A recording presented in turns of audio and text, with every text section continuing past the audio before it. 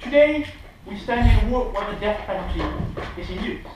And what we are going to propose today is, for the sake of deterrence, reducing recidivism, for the sake of the justice system, and for the sake of victims of crimes and victims' families, to air all executions live on the internet. How exactly are we going to do this?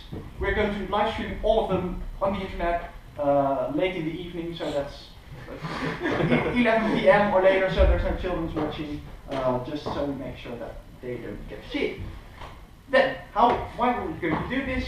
First of all, because it is a major deterrent compared to not airing it for recidivism. Secondly, because it will actually benefit the trust in the justice system we have in our world. Thirdly, because it is beneficial to victims, and as I will explain, this stands against the harms for the convicted families. We believe that those harms exist, but we believe they're counterbalanced by the benefits that the victims and the victims' families have. So, first of all, what is the difference between airing and not airing? In any case, under the status quo, everyone knows who is being put to death. It can be read on the internet and stuff like that. If people are being convicted, so their names are all there, and everyone can find who is convicted and who is not. So it will not change not change the knowledge of anyone being convicted or anything. So still, everyone knows who is being convicted and who is not. Yet, what will it change? It will change that thousands of people or millions of people can actually watch these executions. By the way, I will add a small restriction to the pen. It's only accessible from an IP within the country itself, so children across the world cannot watch it at the same time. That's quite important, I think, to add to this. So it can be seen by anyone within the country who wants to watch it and who is up that late or not sent to bed by parents. So that's the main difference between now being seen by people and still everyone knows who's being put to death and who's not. That's important. I'll get to that in my points to this specific thing. But first, why does this reduce recidivism? At the moment that you air an execution live, people will actually be able to see it. So what we have is that someone is convicted, and you watch it. What happens to a person who watches someone die against his or her will? At that point, you will probably be able to see the fear of death in this person's eyes. You will be able to see that this person, probably, an assumption, but I think a good assumption, these people do not want to be put to death. Generally. I'll take you in a minute, or half a minute or something. So what actually happens is that people see this, and at that point they will be able to feel that fear. They will be able to relate to the person put to death. So at that point, when you see someone dying against his or her will, and you see the fear in his or her eyes, all you can think is, I do not want that to happen to me. So first of all, it's not recidivism by the way, but it prevents further crimes that can actually lead to the death penalty in our system. So therefore, the fear of death will be inspired by this, and this will reduce the likelihood that people will actually commit crimes that can cause this. Yes? So do you not think that the death penalty in itself is enough of a disincentive to commit crime? We believe that the death penalty is really an incentive not to do any crime. But what this does, it adds an emotional load to this. It adds an emotional load to everyone who sees the movie. So everyone who sees it will get that emotional trigger not to do it. And we believe it's far stronger than the mere knowledge of it existing. Then, secondly, it makes sentences very tangible. So at the point when you see it, you really know what's happening, and that's what will eventually, so it's emotional load plus the knowledge that the death penalty exists, but the emotional load really adds to this, and therefore we believe that it's a deterrent against severe crimes. Then, what about the justice system? What we see in modern states is that although there are harsher punishments and a decline in crime, still the trust in the justice system goes down. Why? Why does it go down? It goes down because people do not see what the justice system is doing. They cannot relate to the people who are being punished. For example, we see that recently a Dutch case was a goldsmith was killed by two boys and they got a 6- and 8-year sentence. There were harsh reactions to this, way too low, everyone said. What we believe is that people do not see the actual effects of such a punishment. People see that they go to jail for 6 years, but people cannot relate to how much this actually influences a person's life. For example, if you get a 200-hour community service as a punishment, people will be able to see you walk around somewhere, but what they do not realize is it's actually 5 weeks of work. So these sentences have a real impact on lives of people, But still, because people cannot see what is actually being executed as a sentence, the trust in the justice system and the trust that the justice system actually delivers is not as high as we would want it to be. So what will change in this? You can actually see that the sentence becomes very tangible. At the point where you can actually see the sentence being carried out, you know that the justice system is being very harsh, and you know you can actually relate to the people who are convicted. That means that in the end you will realize that the justice system is actually delivering very harsh punishments, no thanks, and therefore can actually deliver to what it is supposed to, namely punish the criminals. So therefore we believe that because it makes it visible, the people who now cannot see sentences will be able to actually see sentences in a very tangible way and therefore be moved by it and know that the justice system actually delivers to those criminals. Then, what about the families and the people who are related to both victim and convict? These two are against each other. First of all, the families of the victims. These families will be able to see the assailant of their brother, sister, or their own assailant in some very serious cases be put to death. And we believe that that can give a very good feeling of retribution, of satisfaction, compared to the situation, the status quo, in which sentences are not as tangible. So if they want to see it, that is, they do have to go and watch it, but if they do, they will be able to really be certain that the punishment is taken out of character, and therefore by seeing that person suffer, they will be able to feel satisfied by this. And they will think that retribution has been enough for the loss they have had. Of course, it's not good for the families of the convicted, we have to admit that. These families will be able to see their family member die. But what we believe is that this is diametrically opposed to the harms that are done, the benefits for the victims' families and the victim itself. We believe that these two are opposed, but the convicted families' harms are smaller because they do not have to go and watch, and they know, and everyone knows that that person is being put to death. So the harms there are relatively low, while the retribution and satisfaction for the victim's family weigh a lot heavier. So, because it actually increases deterrence, and it makes sentences more tangible, it makes people able to relate to the victims. It adds an emotional load, and therefore increases the deterrent for crime, and returns the trust in the justice system. Therefore, we are proud to propose and air all death penalties online. Okay, I'd like to thank the speaker for his words, and to open the case for the opposition, we have Fabian.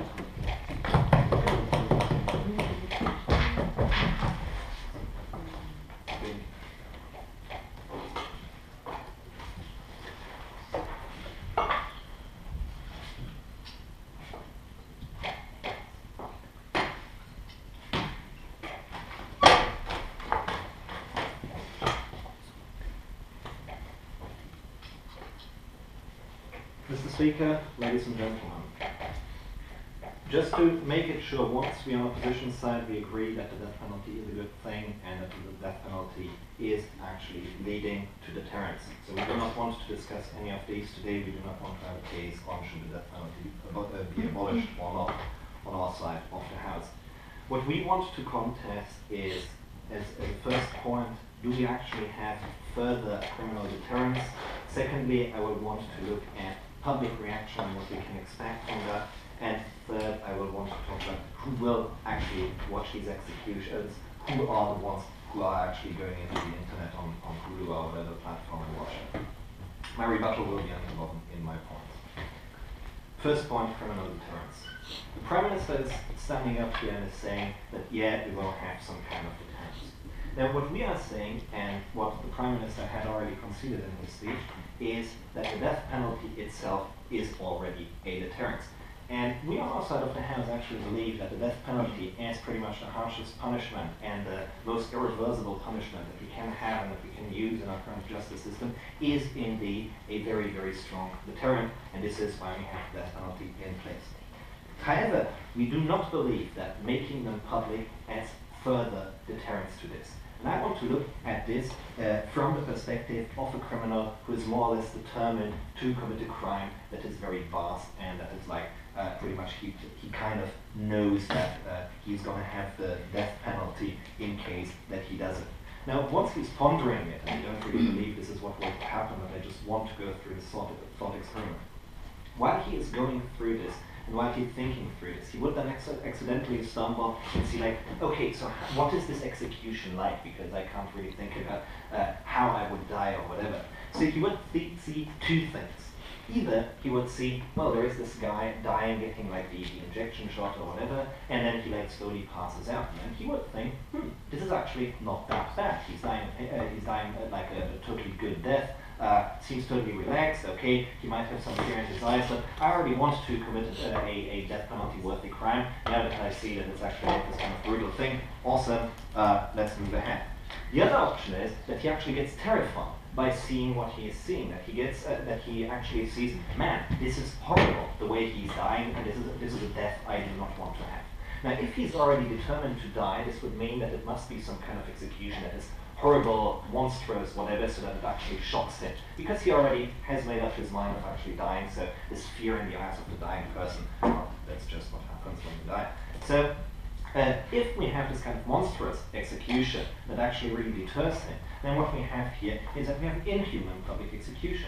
And what we believe in is that on all sides of the house, even though the death penalty is a good thing, it doesn't mean that we can just kill arbitrarily in any worst way possible somebody. We believe that actually still we have to, like, as strange as it sounds, give a humane death to the people because this is what they deserve in the end, so we cannot just like create anything bad.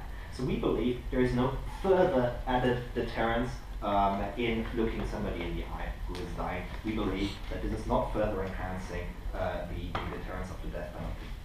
Now let's look first at the public reaction that we would have. Two different things. The first one is inhumane treatment, or like bad treatment. People get to see the fear of death in the eyes.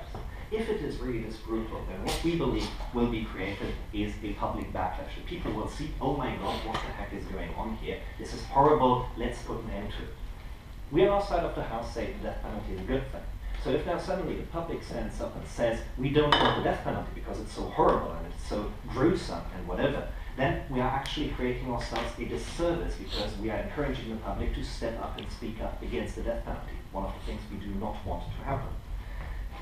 However, if we assume that the public is actually seeing, okay, this kind of like this kind of death penalty is the kind of thing we want and is the kind of thing we need, then what we believe is that on the other end of the spectrum, what we might see here is a kind of entertainment factor. And I mean, those of us at least who have watched Left Brain know how it usually works. Do we want to have an execution? All the crowd is getting wild and excited. Yes, let's see it, let's do it, keep on going. So we believe that there is actually this danger of either undermining the effectivity of a death penalty by a public backlash, or actually creating a pressure to the judicial system to create more executions because the people are actually demanding it and want to see more action happening. So we believe that, and I will take opening in a second, we believe that this actually might create a couple of problems in the public field. So what we've heard is that the entertainment factor will then increase death penalties. We still have a judicial system and we have judges who know how the laws apply. Right. So we don't think this will make sense. So you are assuming, again, and this is your second point that you're bringing, that we need trust in the justice system. Well, what we are saying, and this is actually my third point, who will actually watch this, who will actually see this, it is not the people who are actually not trusting in our justice system, because I mean, if somebody dies, then you don't have to watch it to actually know he has died. If you're not like one of those who believe that Osama bin Laden hasn't really been killed at his ashes, no. But we believe that actually the people who are watching this are a kind of different breed. It's not the people who actually don't trust in the justice system, but it will most certainly not be the criminals, because we don't believe that the criminal is actively going up onto this video if he doesn't like want to reinforce his way to die. But usually it's not going to be the criminals. We believe that it is two kinds of different people who are watching. Either the ones who are morbidly fascinated with death, so we are creating a kind of like perversion for these kind of people to watch some people die and to see the fear of death in the eyes of some random people. So we are creating some kind of like strange satisfaction to people we don't actually want to have an increased thing. Or actually we are making people watch these kind of videos who actually get traumatized by it. Because we believe that traumatization is one of the main side effects of watching somebody die, either by accident or even willfully, because you want to reinforce your trust into the justice system. So we believe that actually the people who are watching it can have serious side effects, even if they are going there with beneficial intent, or like with the idea, I want to reassure my sense of the justice system. And we believe that these kind of people will actually get seriously traumatized, get some kind of problems. So we are actually not creating trust in the justice system, but we are creating serious problems, health problems, mental problems.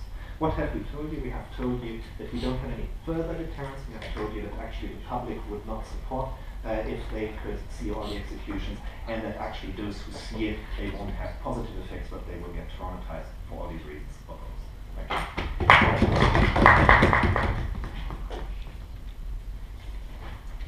I thank the speaker very much for his comments. I call on the member of government to continue the case for his teams.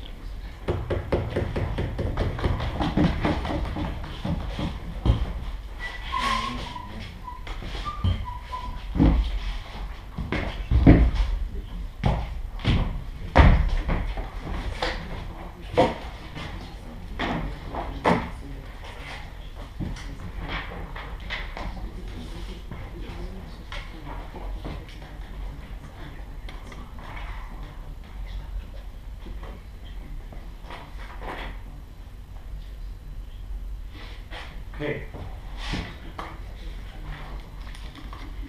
Oh, sorry, I just have to get my clock out. Timer. Thanks. So, thank you, Mr. Chairman. Okay, so we have heard from the opposition that our plan is going to increase bloodlust. And we say that we on proposition side are simply going to go for the maximum effect. And we believe that bloodlust can be a part of this, but we can actually harness the bloodlust, make it into something useful. I'm going to bring you 2 points. First of all, the psyche of the potential criminals that Fabian talked about, who may or may not be deterred by this. And I'm going to show you how this will exactly deter the people that can be deterred. Secondly, I'm going to talk about a narrative of justice. But first, I want to get into a few points of rebuttal. So first of all, I want to talk about, the first point of rebuttal is about Idion's rational actor, you know, the person who calmly is planning some kind of murder. First of all, we don't really think that most people are calmly planning a lot of murders, and even if they are, they might be beyond redemption. But, I mean, the only reason why somebody can calmly accept the spectre of death, as Fabian has put it, is because it's random or if it's unknown. If it's random, it just means that it's something you have to accept as a fact of life. You know, you can get shot down on the street, you can get into an earthquake. Yeah, those are random facts of life you just have to accept. And those don't really factor into people's positions.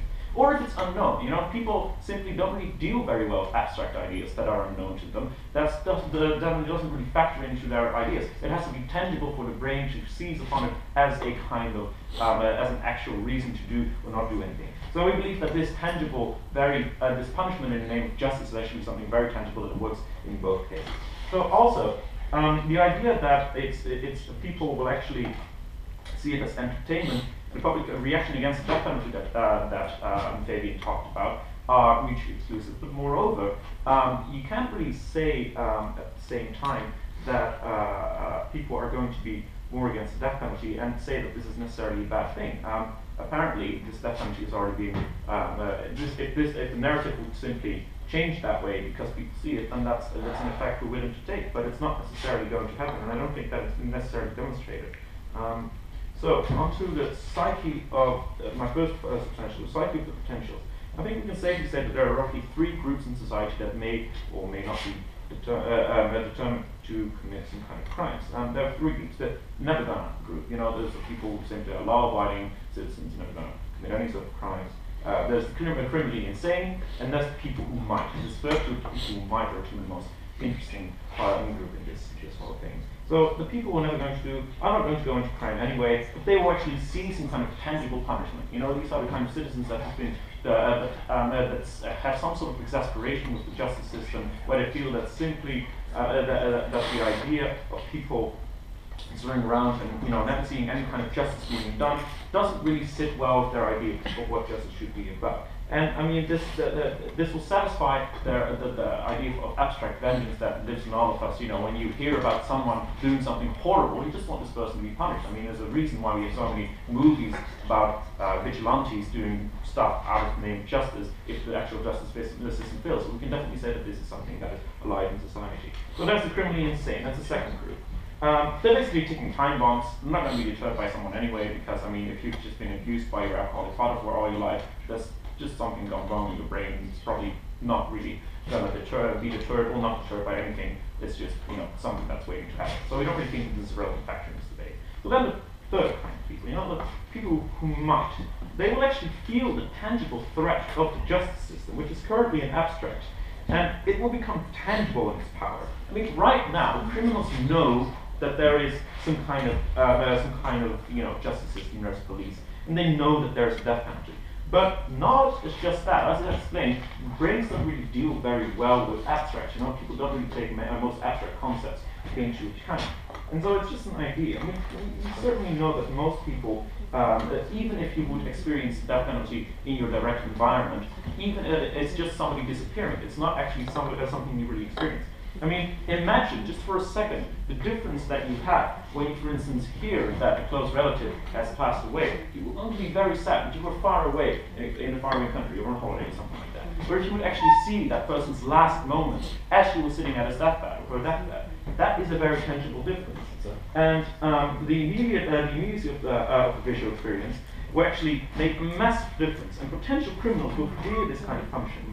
They'll fear the image of death, and that is actually going to haunt their minds, and it's going to put some kind of extra barrier in place when they are about to commit some kind of crime, since they know that they can actually be punished this way. And since most things are decided unconsciously, the subliminal power, I think, is going to be extremely important. Yes, David? Could you explain to me why one of these ladies would actually watch a public execution?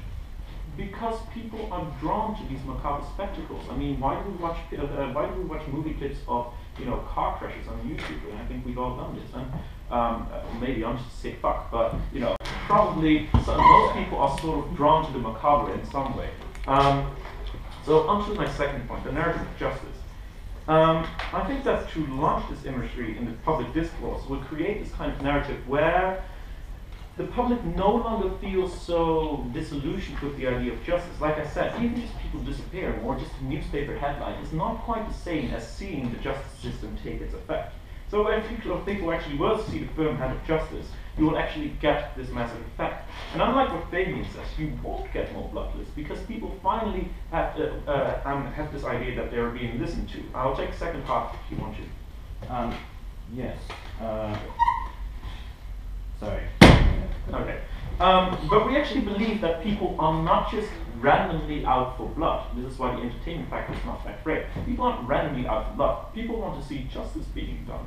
And so what you will actually get is that the narrative in society is so upset right now that people will call for anything to be done by to criminals. And even if you have death penalty, people will still not feel that this is tangible enough. Yet if you actually see that the police has done its work properly, the justice system has done its work properly, you will see that finally as a result of this, you know, somebody has murdered 8 people, finally he gets his comeuppance. This is what will actually restore the power of the justice system. And this will actually restore that most elusive function of the justice system, namely deterrence, that will actually scare away criminals, and the faith that we will have in our institutions of justice. And for all these reasons, I think I have no time left, but I beg you to propose this one.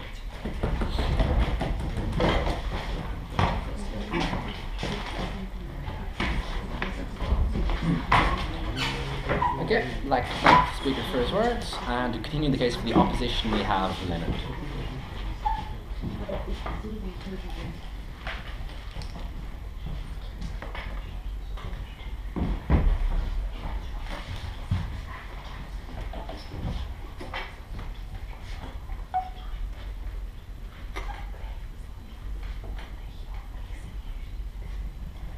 Mr. Speaker, the government assumes that because we are broadcasting it live on the internet, a lot of people will actually watch that. I'm going to look at that and specifically analyze of whether this is likely or what the scenarios are under which a deterrent effect could eventually affect, or whether that is likely. And secondly, I'm going to look at the rule of law in our society, and I'm going to analyze why public executions actually violate the rule of law, because they are simply a barbaric tool for the government to show its power within a society, and why that's harmful. Now, let's look at it. First of all, their assumption that people will watch this. They say, well, people watch scary movies and sort of are drawn towards stuff that could be violent. And I think one of the reasons why people are drawn to horror movies, for example, is that they know that it's fiction. So they're aware that the murder that takes place in the movie is not actually a murder. So there is, I think, a big difference between watching this and knowing that the person really dies, or knowing that this is sort of fiction. So I don't think that a general public will watch the executions for entertainment. That really is likely. But that, of course, is an assumption, or there is a necessary condition for all of the stuff you talk about the deterrence, because if people do not voluntarily decide to watch this, then there is no deterrent effect. And as Fabian explained to you, there might be some people who watch it, but those are the ones sort of who want to lure their thick thirst for violence. So I think with them, there definitely won't be a deterrent effect. Okay, so if you assume that this has to be seen by a general public or has to be seen by a lot of people, you have to either make it attractive for people to watch it or force some people to watch it. So expose that to the general public and really put it out there, really put pressure on people to watch that. What will be the consequences of that? Well, then there will be a lot of people who might be traumatized by the images that they see. I mean, we see that in war, where death sort of is something that is quite frequent, where people who see that on a regular basis come back with post-traumatic stress, which are really traumatized and haunted by seeing those images. So then you will certainly also not have a deterrent effect, but rather traumatize people, and that clearly sort of is a negative effect. For them, and sort of this deterrent effect, I think, as Fabian already proved to you, it adds very little deterrence to the existing deterrent effect that probably both sides believe goes along with the death penalty. But more importantly, let's look at the second idea, the rule of law and how public executions actually violate. In ancient times, what we have were, for example, public stonings, where people came together, there was someone on trial, and the executioner asked, is this guy guilty, or what should the punishment be? And everyone screamed, yeah, stone him to death. That was sort of what was done in ancient times. So there was really public pressure to use extreme measures, to use executions more frequently.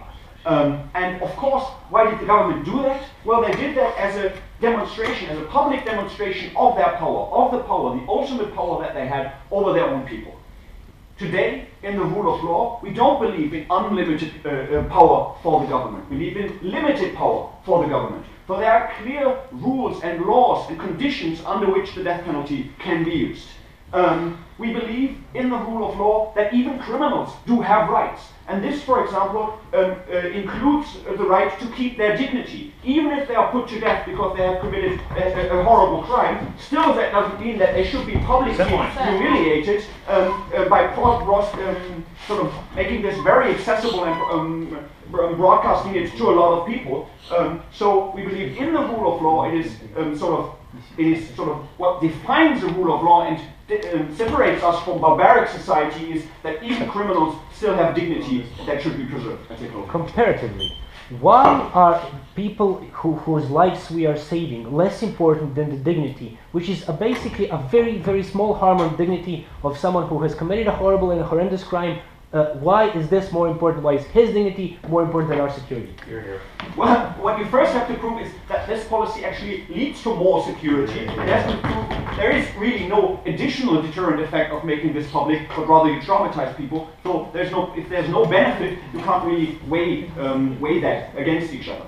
Opening already also talked about victims and why they sort of have some form of a right to seize this. Well, in most countries that have the death penalty, like the US, victims already have the right to be present at an execution if they believe that that is something they need in order to get closure. So broadcasting that on the internet doesn't give additional closure for them, so therefore there is no additional benefit when we talk about relatives. Now, but the problem with making it public and having this exposed to a general public is that if it enforces this sort of bloodlust and people demanding for this executions to be used more frequently, it puts pressure on the justice system. it puts already there is in cases which are sort of have a lot of media attention, there is a lot of pressure if it's about celebrities, for example. But of course, when you make this public and expect that people are watching it on a general level, this can and the public perceive that as positive,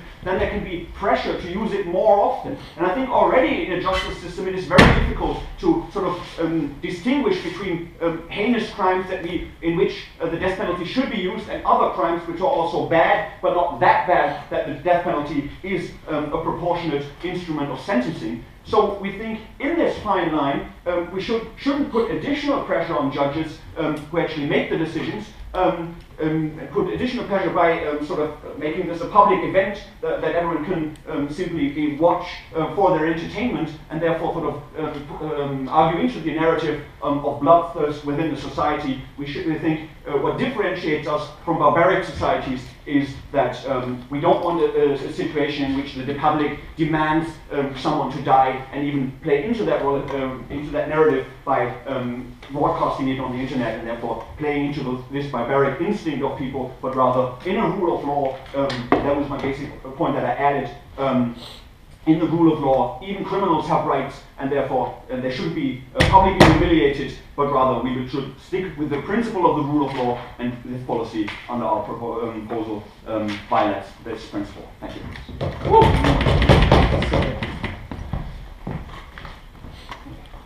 like to thank the speaker very much for his words, and to continue the case for the proposition, we have Celine.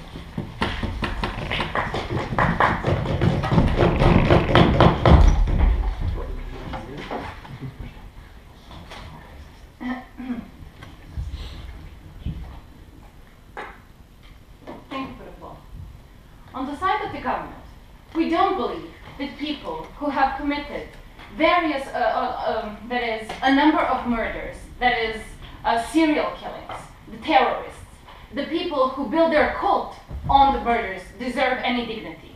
This is why we're gonna implement this motion, to take away their dignity, to take away their meaning of killing, the cult they built in. This is why government implements this. And in order to clarify it, I would like to talk about the people who are in these cases judged to death penalty. But before I do that, before I analyze this situation and why we need publicity in this way, I would like to do some elaborate rebuttal on the side of the opposition. What they basically tell us is people are traumatized by these killings, right? People see death, death of a criminal, and that therefore they think their government is totalitarian or whatnot. We say no. People are traumatized by seeing, people are traumatized by seeing massive killings, right? People are traumatized by knowing that you have a serial killer on the streets and their victims, like small girls or women or whatnot. People are traumatized by a terrorist who just pushed the trigger on his computer and blew up a station, right? People are traumatized by that. Seeing the death of these people calms people. Why? Because then you have the subjective feeling of security, right? Then you see your government actually implementing something you gave them right to do. And in the status quo, it's a death penalty, right? They see it. Just because seeing that government does actually something, that that person is basically took away from the society, there is no existence, this is why they have this feeling of subjective security. This is how they feel. Do we believe that everybody will watch it? No, not necessarily. We don't want it. We know what people are going to watch precisely. This is partly triggered by the opening opposition. This is people who basically feel that want justice satisfied, etc., but who basically do want to see it, and even somebody for entertainment. We don't go very much into it. But who is actually a very important stakeholder who watches this? In the cases of serial killings, most serial killers watch the crimes of these people. They watch them die as martyrs, right? They watch them die in front of the guns while while struggling with the police and fighting for their illnesses, right? And they usually perpetuate their models, right? They see that big stuff. They see the agenda around it. They see the publicity and they chase it. But what happens in the situation when you catch a massive killer? For example, what happens if we had Charlie Manson being put to death in this way. Basically, what you have right now of Charlie Manson, who is in the prison, you build a cult around him, right? He's somebody who did some terrible thing. I think of massive murders to be, right? They build a cult around him. They see him as, I don't know, a prophet or whatnot. What happens when you have these people, when you have this person taken away to a room where you have a sitting chair, where you have some injections that are placed into his arm, when you see him scared, when you see him terrified of his death, which usually people are, you see the fear of that people. You see nothing dignifying, nothing worth of glory in that thing. You see it with terrorists who are caught. For example, if you had this implemented on Guantanamo, where most of the people who basically found guilty for some big terrorist attack, and you want to kill them, right? You would do that to those persons. What do? For the future terrorists to be, this is usually, let's say, young people from England who are, I don't know, fascinated with the ideas of this kind of behavior, who actually want to have this magnificent death. They see just a person, just a small human being, completely undignified, and we agree on that, dying in a chair with fear. That's when you cause the fear among them. This is how you trigger these psychos that you will have to deal with later on. And yes, okay. Most martyrs are actually fine with dying. You are giving No, a new platform with their last words to when they are Hitler. when they are fine. Like in the situations which I basically explained to you, when you have massive publicity, but they are all full of rage, they are full of themselves, they are full of that kind of adrenaline, right? They feel as gods in that situation. When you take that away from them, when you catch them and you put them on the chair, you basically don't have them being gods anymore. You don't have them doing these divine deeds. You just have them being penalized for something very terrible that they've done. And you see them scared, and you see them suffering. This is when any young person, for example, potential terrorist to be in the United Kingdom, who is fascinated by the idea and very angry at these great ideas of globalism, whatnot, is actually questioning whether these things come, whether these ideas of these people are placed into the real world, right? You have them then being scared and being deterrent. This is the people that we are talking about. You don't sentence to death any criminal that goes around, you don't have any mob being judged to death penalty, right? So you can just blatantly say this will not deter them. Who is the people that we're trying to deter, and this is what we are trying to say. Yes, closing. Do you support the stoning to death of people and burning people at the stake? I didn't actually catch that. Would you support people being burnt at the stake or people being stoned to death? No, I'm not talking, we're trying to explain how we will take away any kind of dignity, and how this is the way to prove to the society that actually governments humanly implement your right to freedom or your right to security. This is what we are trying to say. This gives a relief both to the people who watch, who know what happened in these situations for these things. Because we didn't want a cult around Charles Mason. Because we don't want a cult around Breivik, because we do believe that in the case when they're sentenced to death, we have many benefits from it. Because we believe that it is good for people to see terrorists being scared when being caught, for the potential terrorists. We see there the benefits. We agree that it is maybe, I don't know, some kind of, you don't feel very emotionally, not necessarily happy, but you do feel more secure, because you do see your government implementing the things you gave them right to implement. For all these reasons, we beg you to propose.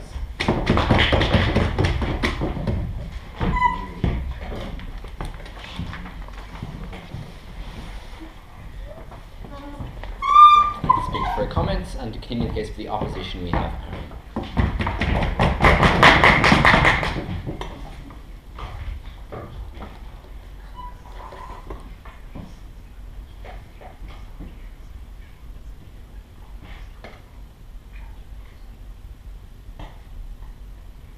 Mr. Chair, the reason I asked that PLI is because if we take the logical, radical extension that we were given to you in the opening half, then it would be that if the human has no dignity in their death, why don't we burn them at the stake? And why don't we stone them? And why don't we stone them to death? Because the incentive here was that we wanted to see these people suffer. We wanted to see these people fear. We wanted to see fear in their eyes, because that is how you maximize the disincentive here. And if I don't get a response from that in the last speaker of the opposition, of the government case, then that falls on their grounds, if they're not willing to stand up behind these mechanisms. We disagree with this, and I'll be bringing that to you in extension. Tonight I'm going to be talking about 2 points in extension. Why emotion should not be a part of the judicial system, and it's not based on like the fundamental reasons which are grounded in this system. And then I'm going to talk to you about why there is a dignity in death. Firstly, 2 points of rebuttal, which is kind of integrated against like this whole point about like, is there a greater disincentive, and who are the people that are going to be watching these debates? So like, we tell you that even if there is an incentive, the harms that we prove to you outweigh that completely. But let's talk about like if there is some kind of incentive or not. So like, basically, we feel like the kinds of people that will watch these kinds of videos will either already be the kinds of people who watch these videos, or the kinds of people who won't watch these videos. Because like, let's just face it, there's like already a lot of stuff on the internet where you can watch people suffering and you can watch people being murdered and killed. Not just by the state, by whole different actors. It exists out there, and there are a lot of people who already watch it. And we think that like, okay, so these people will probably watch it because maybe they get a kick out of it and they'll continue to do it. But for those people who already don't watch it, we don't think that many people are going to transform into this realm if they're not already doing it. We don't think there's anything fundamentally different. If you don't like have a preference towards watching people die, we don't see how that's going to change just because the person killing that person is any different. On that point. So we don't think that it's really going to extend into like a greater field of people who are getting this kind of disincentive. And like the idea here is that like some of these people who commit the crimes, it's going to change them at like the last minute of whether they're going to do it or not. Okay, so you've got 2 different types of people here. You've got like people who are premeditated in the approach to whether they're going to do some kind of crime that's going to warrant the death penalty. And with those people we find that they have like a pre-calculated rationale of why they're going to do this or not. And we think that like it's pretty obvious that if there's a death penalty, there is a death penalty. And we think that they factor that into the decision pretty well. These kind of people who are going around killing people already, probably already, or wanting to do it, probably already know quite a lot about death. So we think that like, just because they see someone dying, which they might have already done anyway, we don't really think it's going to change their decision. The other kinds of people who might come under this model are people who don't do it premeditated and do it under the heat of the moment. And we recognize that in the heat of the moment, if you're like responding by emotional reasons, we don't think you're going to change your decision at the last minute because you watch someone die and then die by mistake. Now, extending this like rebuttal point to what we heard in the second half, like we get this idea of like these people who are perceived as gods not being gods anymore. But if we're going to start talking about like these really kinds of crazy people, when we're looking at these people who already are perceived as martyrs, watching these people pass into, for example, like Muslim extremists, passing into a realm in which they get 72 virgins or whatever the number is, we think that like this is actually more of an inspiring moment, watching this person transfer into that person that they've already seen as a god. And we think that if people fundamentally believe this, these people generally are not fundamentally afraid of death anyway, because they believe in that version of the afterlife. For that reason, they're not going to see that fear in the eyes, which we heard when we were closing that. Thank you. My point of the extension. Firstly, like, why is emotion not a part of the judicial system? And I bring up to this point, especially because like the opening half told you, like we're like, how is this making it any different? How is the incentive greater? They told you because it adds in an emotional load. We think that like this is really problematic. This shaped like a lot of prejudicial societies in the way that like if you killed my wife, it would be accepted within like the tribal community that I personally then go and kill you in return, because like I am emotionally like because like it was often framed on like on a lot of emotional grounds like that. But we rejected this because we kind of started to build the principles of the state based on like rationale and based on the fact that like social contract theory, you like opt into the state, you conform to these rules, and if you get out of the state by like omitting those rules, then you're no longer a member of the state and you're ousted from that. No, thank you.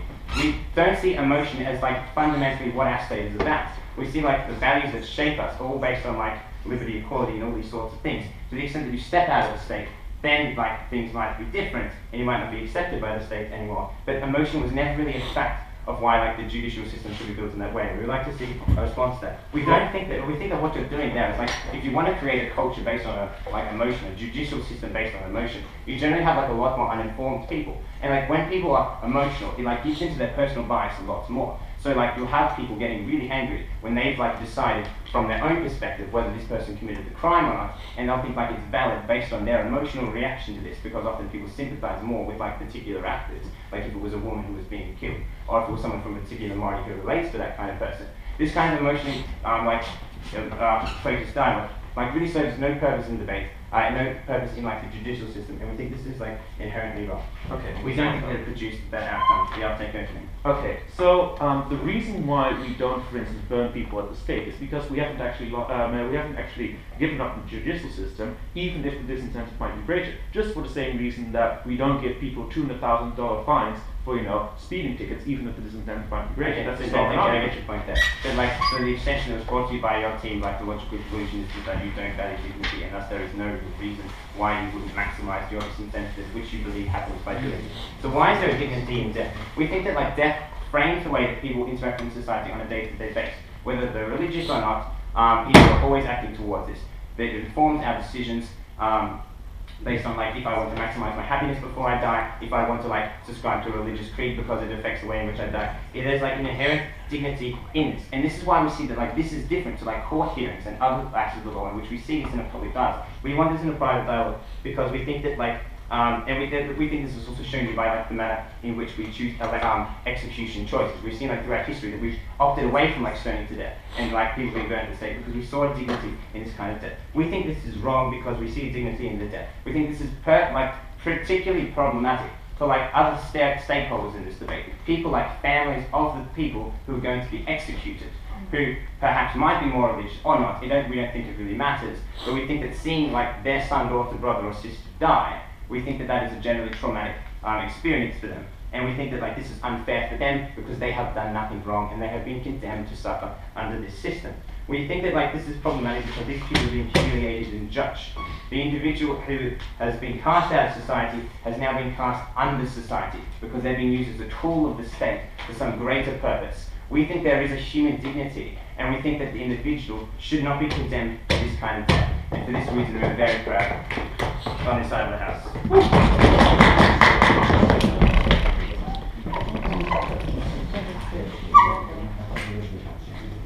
Okay, I'd like to thank the speaker for his comments and call on George to continue the case, or to close the case for the proposition.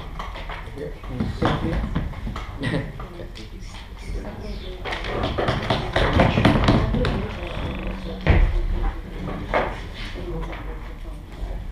First point of rebuttal.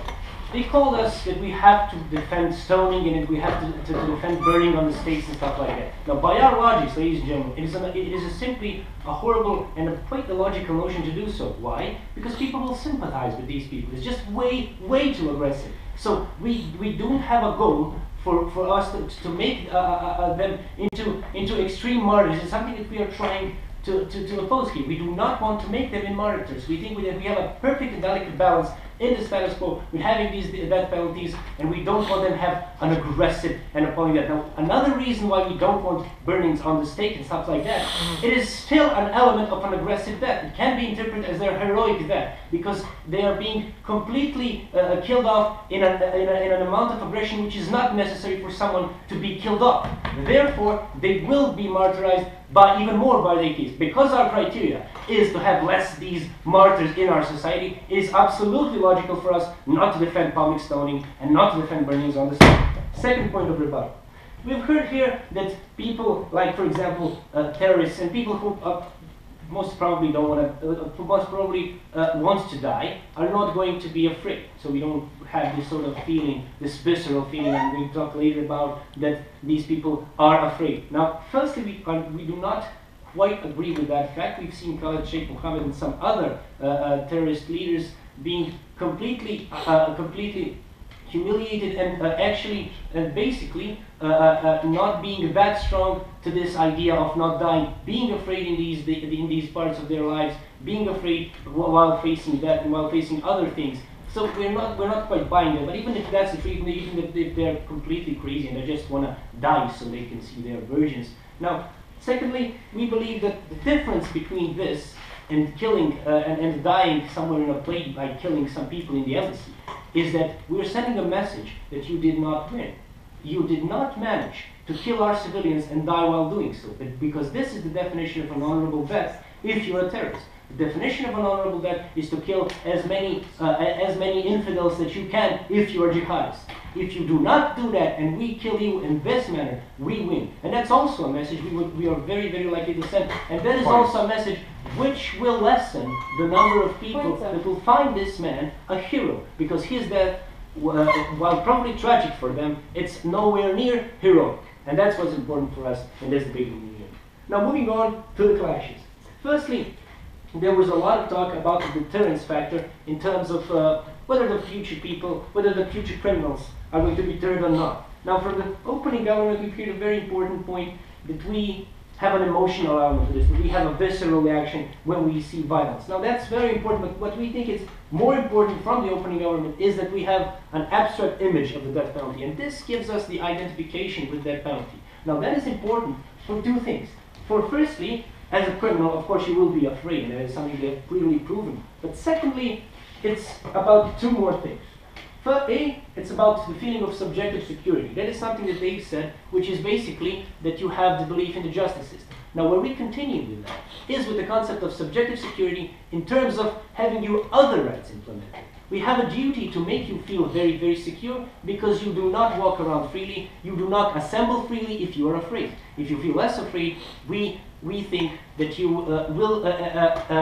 we as a state will be able to enable you to implement your rights in an adequate way. We think that's highly, highly legitimate. Also, up to this point, we haven't heard why someone's dignity is more important, especially the dignity of a human being, which has terrorized many of our people, which has destroyed, basically starting to destroy the fabric of our society by being a serial killer or a terrorist, or trying to implement these things. We don't see that comparatively, because debate, debate is comparable, right? We haven't seen any argument on why his dignity is more important. What they've said is, prove it that our security will enhance, and that is what we are doing by this. So if we prove that our security will be enhanced, that is something that we are already doing, we still win this debate, because the only argument for that was basically them challenging us to prove that. Now, more importantly, what they have said, which we think also deserves a reply in this debate, is that we will have more people that will speak up against death penalty, and then again that we will have more people that will press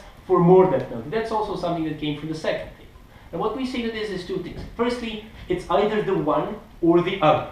Secondly, for example, if it's the other, if we have people who will pressure judges, who will feel like this guy should be penalized by that, we think that if anyone should make this decision, those are the judges. Those are the people who are educated to handle pressure very well. Those are the people who are educated throughout their entire lives that make decisions on life in that situation. Now, we will most definitely put our best judges on it, because these are landmark cases. And that is something that the opposition forgets in this debate, ladies and gentlemen. And that is that these cases are not going to be on daily basis. These cases are going to be, as so far, landmark cases in terms of having someone executed if he have committed a horrendous act, like Charlie Manson, like Anders Breivik, or like some terrorist that we've managed to apprehend. Now, all these things are very important for us in terms of proving the following thing. Because these events are rare, and because these events are so against our fabric of society, people will watch it. It's not our burden to prove that everyone will watch it, but it will have a significant number of people that will watch it. And that is why the opening opposition is wrong, because these events are going to be very important for the entire nation. We are most likely going to presume that these things, because it's an extreme measure, will be used in an extreme way and in an extreme moment. Therefore, we believe any point. Any takers? No. Okay. Sorry. The point is that even though we have this sort of an interpretation that only cycles will watch it, we say the entire society will watch it, because it's very important for the society. One more thing that we've added is that basically this also makes our society feel better and makes the victims feel better, because it's quite different whether to watch it him dying in a room or dying while the nation is watching, because we have this sort of need of societal and social acceptance. We have a need of social condemnation of something, and we feel much better if we feel that the entire society is going to watch that sanction and that punishment. We think that's much different to our society as the victim, and to victims who also need to re-include themselves in the society that is also very important for this debate, and we think that hasn't been addressed so far. Now, because we're going to have much less martyrs, and because we're going to have a more secure society, we don't think that dignity will win this debate. Thank you.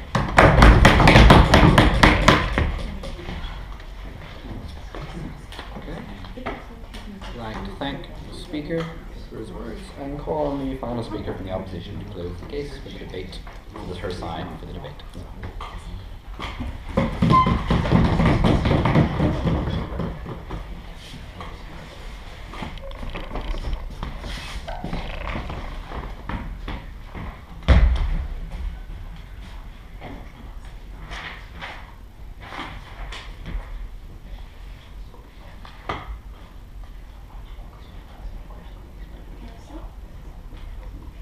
Great. Greetings to the House at large. So the way in which I'm going to structure my word speech is by looking at sort of the three things that I think are the main issues in this debate. I think the way I'm going to cover it is actually start by the bottom up and sort of work my way back up, because I think that's a bit more important. So I think the first point that I'm going to analyze is this idea of dignity, because I think that was quite a big issue in the debate. And then the second thing I'm going to look at is sort of how we understand and perceive our justice system. And then the third bit is going to be this issue of deterrence in the debate. Right, so let's go. So I think, members asked, it's important to start by saying that under this motion, what does the government actually want to achieve by this, right? We've said, or they've said that they want to achieve a level of deterrence or further deterrence. They said that they want to achieve a level of retribution for the victims. And then they said they want to establish some sort of system of social equilibrium, acceptance of what is right and what is wrong. Okay? So under that policy then, let us actually look at the actors that are at play here. Okay? So even if we accept, right, that the criminals have no right to dignity in this conversation, right? The reality is that still the families of the convicts rather, and the families of the victims still deserve a level of dignity. They're both on an equal playing field here, right? Because neither of them have actually committed a crime. The victims are the victims, and the families of the relations of the convicts are just relationships of the convicts. And we don't think that it is fair for the state to impose a double sentence on people who have actually done nothing to deserve that sentence, right? Over and above that, we think that under government's argument, what you're doing, because I think the government doesn't actually understand what they're doing. So what you're doing is saying that you as a family are related to Mr. X who has committed this crime. We're going to execute him in public, right? What you're saying is that you're exposing an entire family of innocent people, right, to millions of people. Not just to, a small room where, if, for example, it was a private, execution, there might be 8 people that see it. It might be in the newspaper, once or twice, and then it's gone. But you're exposing an ordinary family that is innocent in this case to millions of people's worth of scrutiny. And we don't think that that is a fair judgment to lay against the family of convicts who might have not necessarily been at all involved within this crime, okay? And so we don't think that it's okay to extend that sort of second level of judgment. And so we think that even if you will not accept that criminals do have a level of dignity, which we still think is important, we do think that it's not unfair to sort of give up the dignity that families do deserve, independent of who their relations are, for the sake of a family of victims. We think that victims, members of the House, already receive their retribution because they know that the person who has committed the crime is going to be killed. That person does not exist anymore. That is enough retribution for them because that person is not there, right? The person is gone. That person poses no more threat to the family of the victims. Under your policy, you've got this weird idea that by seeing the convict die, that suddenly this family of victims is going to achieve a higher level of comfort or a higher level of dealing, comfort with the issue. And we don't think that that is a fair argument to make. We think that if someone is gone and is dead and they pose no threat to you, then we think that that is more than enough retribution to achieve, okay? So under that, I've shown you, members, that what we've contributed as closing opposition in terms of this actors analysis is really quite strong and totally, destroys everything that you said about the dignity of everyone else. We've showed you that you can't give up the dignity of one person for another when they're both on equal playing field. I'm not going to take this over. Right. So that's the first thing that I pointed out. Then I think the second thing that we needed to have a look at is this idea of our justice system, right? So on this side of the House, they basically told us that our justice system, it's okay for us to use it as some sort of if I can say, emotional tool, that we feel that there's a level of, emotional load that is added and when the justice system carries out these public executions, etc. I think what we've shown you from the closing half opposition bench of this debate is that the justice system is not supposed to be something that is based on emotion or spurred by emotion or bought into based on emotion, right? We don't support the justice system just because we feel like it. There are certain things and certain principles that we work on and certain things that allow for fairness on both sides of the spectrum. That's why we have a justice system that isn't burning people at the stake. That's why we have a justice system that isn't just allowing people to take revenge whenever they feel like it. That's why we have a justice system in the first place. And we feel that your analysis, just by saying that people are suddenly going to this emotional load is going to knock people off their feet for doing crimes. We don't think that there's been a clear link shown. I'll take the second off. Yes, madam.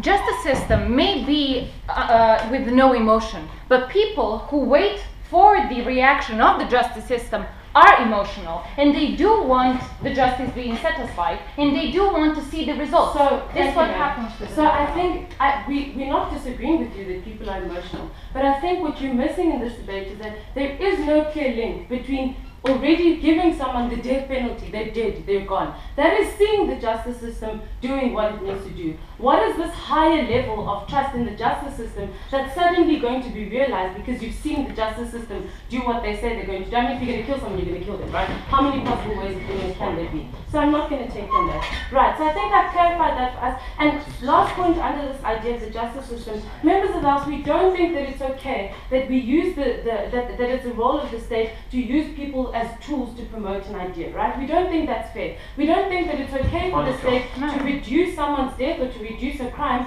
to the extent that we actually just want to promote this idea of deterrence. I think we've already done that by giving someone the death penalty. We've already humiliated them enough. We've already taken enough away from them. And I don't think it's okay for us to sort of take that and take it to the next level, okay? And then the third thing then that I'd like to sort of quickly cover in this debate, we've talked about this idea of deterrence, right? And I think all sides of the House have argued about who's going to watch this video, who's not going to watch this video, how are people going to get deterred, how are people not going to get deterred. I think, members of us, what this point actually comes down to, right, is if there is actually a higher level of deterrence, right, from seeing